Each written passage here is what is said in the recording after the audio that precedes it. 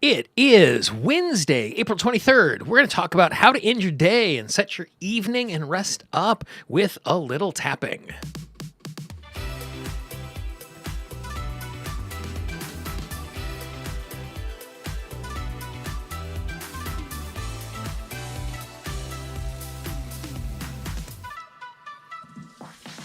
Good morning, good afternoon, good evening. Welcome to Wednesdays with Gene. I am the eponymous Gene Montrastelli.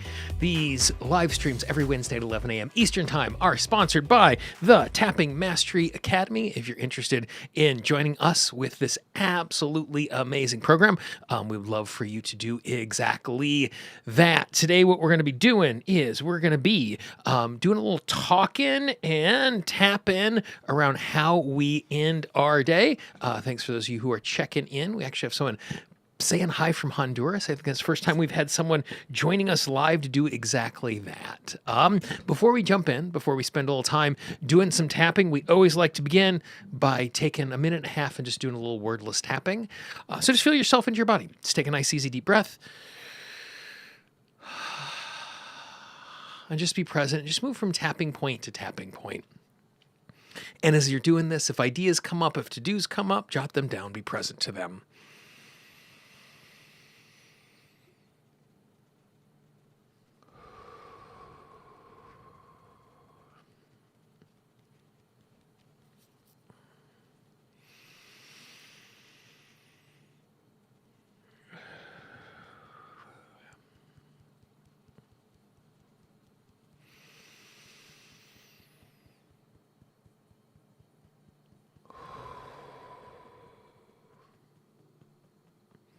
And as you're wordless tapping, if you find yourself just parking one tapping point and not moving on to the next one, that's okay.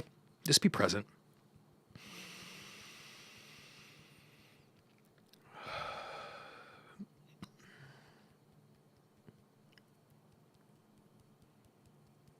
And one of the things I do when I'm wordless tapping, when I get back to my collarbone, that's my key to just rescan my body and just tune back in.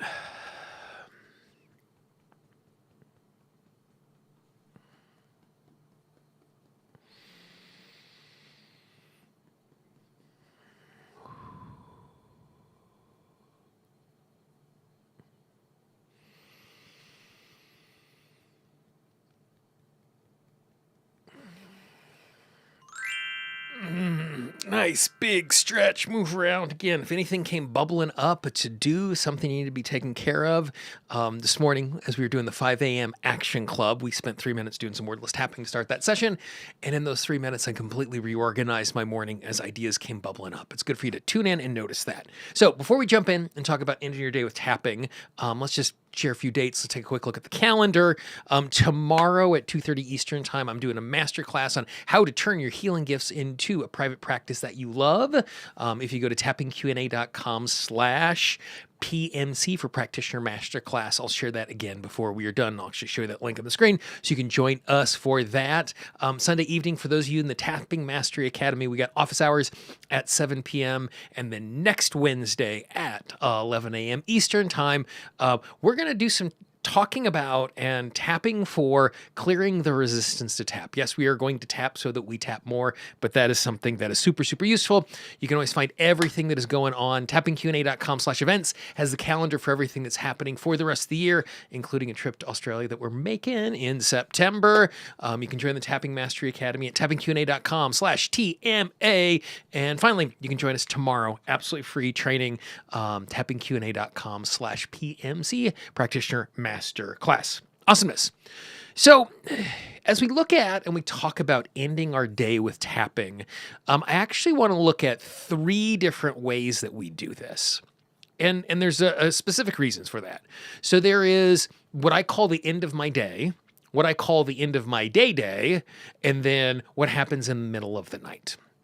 And so the difference between what happens at the end of my day and what happens at the end of my day, when I say at the end of my day, that is when I am climbing into bed. I'm officially winding down that last little bit.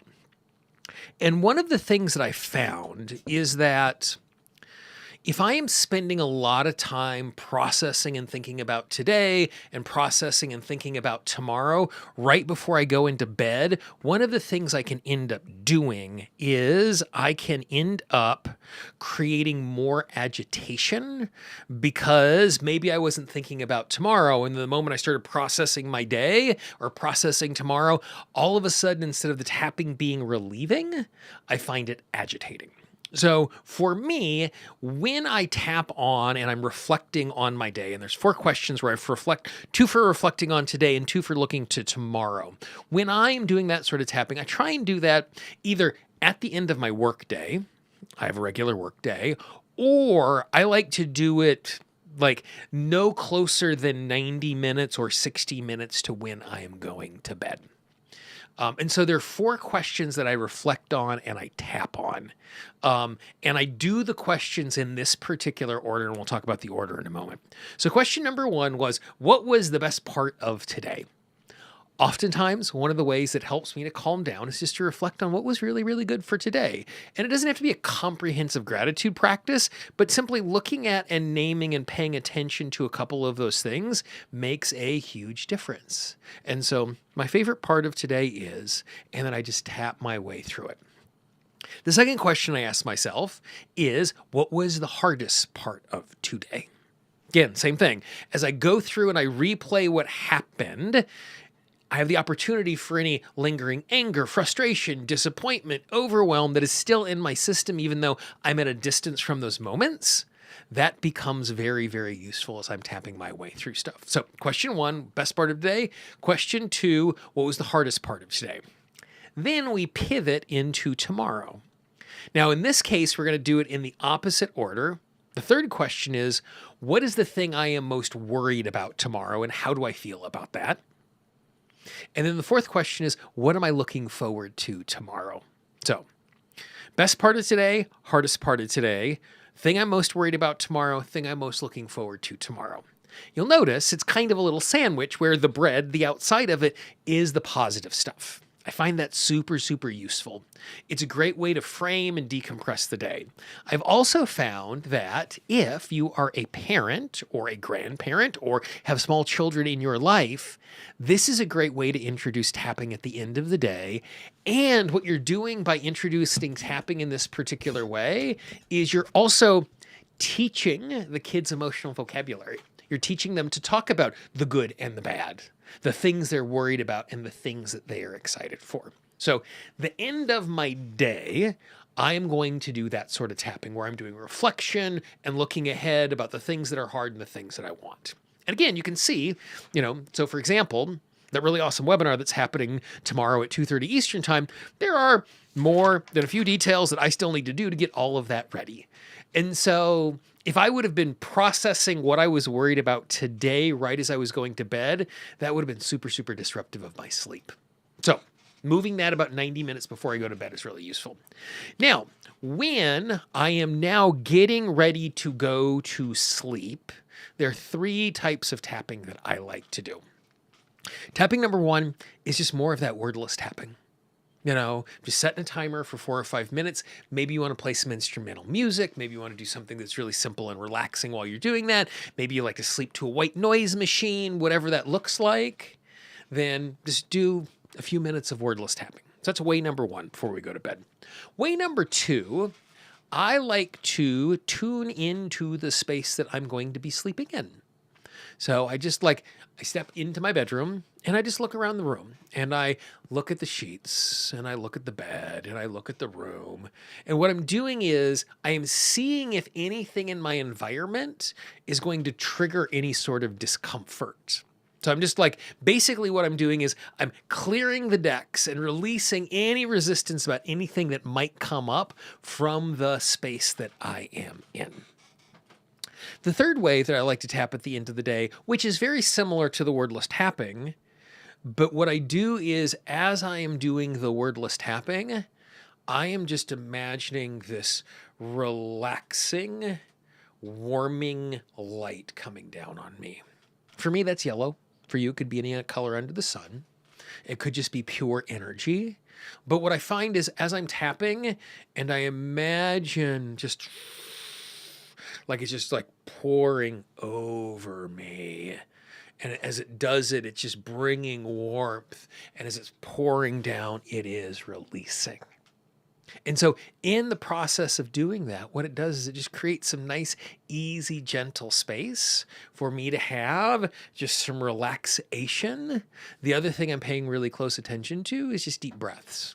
And the reality is, anything that you do at the end of your day that creates release, that creates rest, that creates transfer, like that you normally would do.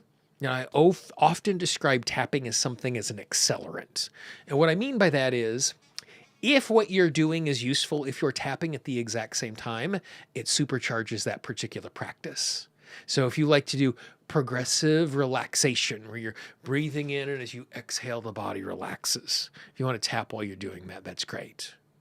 But for me, what I'm doing is I'm taking and I'm being really deliberate. And you'll notice with my wordless tapping, with my tapping on the room, with my tapping to some other resource, I'm not really getting into the details of my day.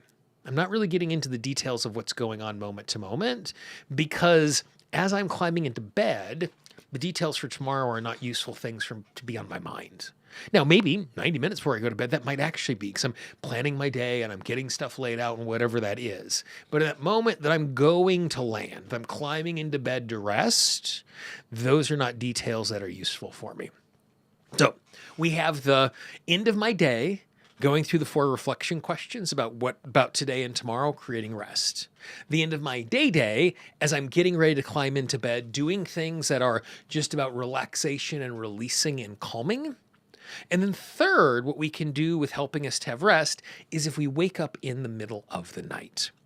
Now, one of the things that I have found, and you might not find this, but I have certainly found that tapping while laying on my back is really, really hard. And it has to do with our muscles. So when I hold my arm up like this, what my muscles are doing is they're pushing in this direction and they're resisting gravity. That's how I'm able to hold that up. But the moment I go back on my back, my arm is no longer, the direction of gravity is different. The direction of gravity is now pulling this way on my arm because I am on my back. And because that is not something I do normally, I'm normally moving my arms like this. My arms are used to having muscles this way. That when I'm laying on my back, it's actually really, really hard because my muscles are not used to working in that particular way. So when I am laying in bed and I want to use tapping to calm myself down and to gently send me back to sleep, there's 3 ways that I can do it. Way number 1 is I just imagine the tapping points. And I want you to try this right now. Close your eyes, take a nice big deep breath. And I just want you to imagine what it's like to have tapping on the tippy top of your head.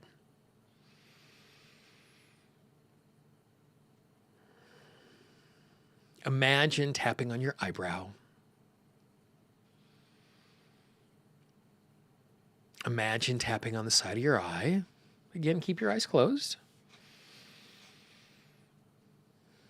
Imagine tapping under your eye, under your nose,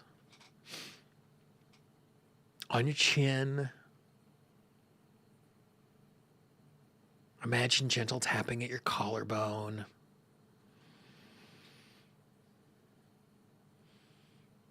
Under your arm. Side of the hand. Now you'll notice in your imagination, you could actually kind of feel what that does. And there have been many times where I have not been able to tap with my arms, either because I'm laying down. There's also been times where I was so ill, lifting my arms was just physically taxing. And tapping without tapping and just imagining it is something that's super, super relaxing. So I find that super useful when I wake up in the middle of the night and I'm lying in bed because I'm not doing something energetic that is disruptive. And I'm doing something where I'm not having to fight gravity in that particular way. Now, if you want to actually do some tapping while you're laying in bed, there's one of 2 ways that we can actually tap. The first is what I do is I I position my arm on my body, so I'm not tapping like this, I'm only tapping like this. So the motion of the tapping is not happening with the arm, or my arm's not holding it up, but instead my arm is pinned to my body and I'm just moving my wrist. I find that significantly less fatiguing, and it's much easier for me to do. And as we know, we don't have to do all the tapping spots. And so just laying there and just gently tapping on my collarbone and feeling myself relaxing is something that is super, super useful. The third thing that we can do when we are lying on our back or we're lying in bed, because you might be lying on your side, instead of tapping, is just touching and rubbing. And again, for me to touch and rub, like you actually see the natural position of my arm, even when I'm doing that upright. For some reason, when I tap, my elbow comes out, but when I'm just touching and rubbing, my arm just goes against my body and it's much more natural. So as you're laying on your back or as you're laying on your side, touching and rubbing makes it really easy for you to be able to engage with that. So tapping at the end of the day is something that is not complicated, but it makes a huge difference. I mean, think about this. Let's pretend, making up numbers here, but let's pretend this makes it 5% easier for you to fall asleep, 7% easier for you to stay asleep, 4% making the sleep more restful as you do it. All of a sudden it becomes worthwhile. One of the things that we are learning more and more is the value of sleep. One of the single biggest changes to professional athletes and how they take care of their body is how they take care of their sleep. Over the history of time, it went from this is how we work out in practice. This is how we work out outside of practice. This is what we do for diet. This is what we do for stretching. And the most recent kind of cutting edge of that is sleeping. NBA players who are crossing multiple time zones and playing at night and traveling multiple times a week are maniacal about their sleep. That's how these high performance athletes see the value of sleep. And so that's why it's so important and useful for us to do it. So again, we look through three lenses. One, the end of the day, how do I let go of my stress for today? How do I let go of the worry that I have for tomorrow? The 4 questions, favorite part of the day, hardest part of the day. What am I most worried about? What am I most excited for tomorrow? Right as I'm going to bed, anything that I can do to just relax my body and release. Wordless tapping, tapping with meditation, tapping with imagining light, tapping and visually seeing what is in my space, just to make the entire space calm and clear. And then finally, when we wake up in the middle of the night, tapping in a way that is wordless, tapping in a way where we aren't tapping at all when we're just imagining the tapping, tapping in the way where we're just touching and rubbing, or just sitting there and tapping with our wrist and not our whole arm. So none of that stuff is super, super complicated. And as you hear those, what I want you to do is I want you to pick one of those ideas. I don't want you to try and implement all of those ideas, because if you try and implement all of the ideas, we're going to give ourselves too many things to do and it's going to be hard for us to be successful. More than likely, the place I would start, but do what makes the most sense for you, is I would start with the stuff that I do right before I go to bed that is worthless, that is meditative. Then the next thing after that becomes routine after 5 or 6 days. Then I would introduce the 4 questions and then having this is how I respond in the middle of the night in my back pocket. So that is how I think about tapping to get a little more rest and to be gentle in those particular ways. Super easy, super straightforward. Give it a try. Shoot me a note at support@tappingqa.com. Let me know how it works or doesn't work for you. And if you try anything else or add some innovation, particularly the imagery and the imagination and the meditation and the things you try, I love hearing other people's ideas because I love incorporating them and trying them on my own as well. Quick footnotes. As a reminder, tappingpodcast.com. Episode 659 is going live today. Can't believe that. Yes, episode 659 is going live today. Should be going up in a couple hours. Tomorrow, we're going to be doing the Practitioner Masterclass, tappingqa.com/PMC. And then next Wednesday, we are going to be back here at 11 a.m. Eastern Time, where we're going to be clearing our resistance to tap, because yes, we can resist tapping tapping, even when we know tapping is the best thing in the world. The funny thing is, people will tap on their resistance to tap when they are unwilling to tap. And I have a feeling you are going to be like that as well, because the reason that is the case is because you have a subconscious mind, and that is the way the subconscious mind works. Tell a friend, invite them back, have them join us here every single Wednesday. You can find everything on the YouTube channel, and you can find the entire archive. This is actually episode 19. We've done this 19 weeks in a row. The goal is to do it all of calendar year 2025. So if you are watching this after the fact on the screen right now, you will see a playlist of every single one of the past live tap-alongs and trainings that we have done here. Or if you just find us on YouTube, you can find the entire archive there. I hope you have an awesome day, and I look forward to talking with you and tapping with you again next Wednesday. Bye-bye.